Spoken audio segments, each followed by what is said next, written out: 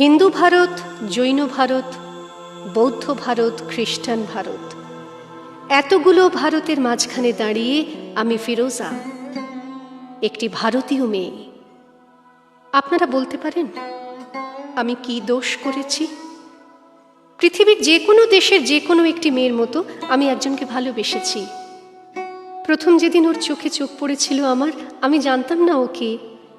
বিকেলবেলার college ক্যাম্পাসে যে আলো এসে পড়েছিল ওর চুলে, তার কোথাও লেখা ছিল না ওর ধর্ম। হিন্দু ভারত, জৈন ভারত, বৌদ্ধ ভারত, খ্রিস্টান ভারত, আপনারা বলতে পারেন আমি কি দোষ করেছি? আমি যেদিন হাতে মোমবাতি নিয়ে উঠে দাঁড়ালাম, আমি যেদিন বলে ফেললাম আমি শরিয়াত মানি না, আমি যেদিন বুঝিয়ে দিলাম ভারতবর্ষের মাটিকে মা বলে জানি, ভারতবর্ষের আকাশকে আকাশ, সেদিন থেকেই শুরু হলো অত্যাচার।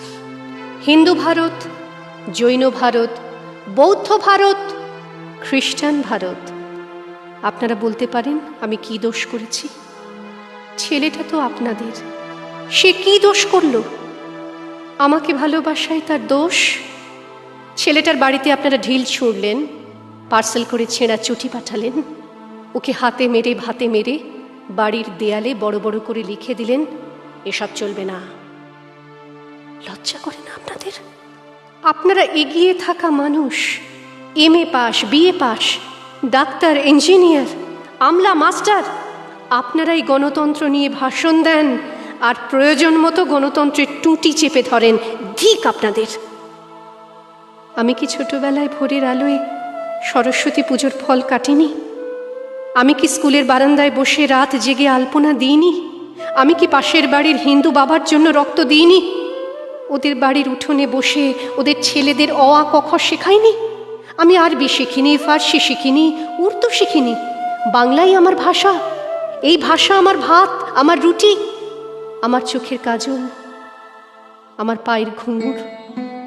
এই ভাষা আমার গোপন চিঠি, যার অক্ষরে অক্ষরে লেগে আছে আমার চোখের জল। আমরা যেদিন বিয়ে করি সেদিন কফি হাউসে গিয়েছিলাম। ও সেদিন আমাকে ঝোলা ভর্তি করে রবীন্দ্রনাথ কিনে দিয়েছিল।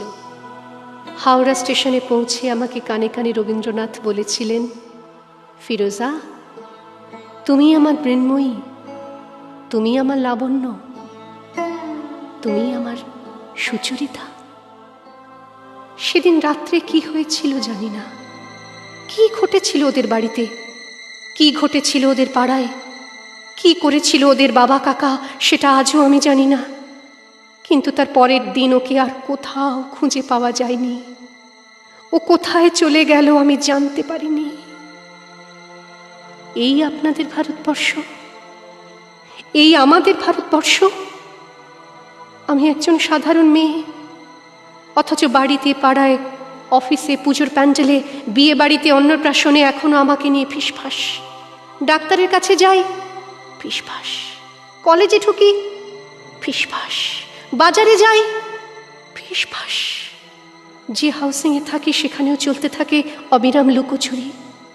ওটা লুকোচুরি নয়, ওটা ফিসফাস নয়, ওটা আপনাদের গভীরে লুকিয়ে থাকা এক একটা সুপ্ত গুজরাট। যদি আপনাদের হৃদয় বড় না করেন, আকাশের দিকে আপনারা যদি না তাকান, এই পোড়া দেশে আরো আরো আরো অনেকগুলো পোড়া গুজরাট তৈরি হবে। হিন্দু ভারত, জৈন ভারত, বৌদ্ধ ভারত, খ্রিস্টান ভারত, এতগুলো ভারতের মাঝখানে দাঁড়িয়ে আমি ফিরোজা, একটি ভারতীয় মেয়ে।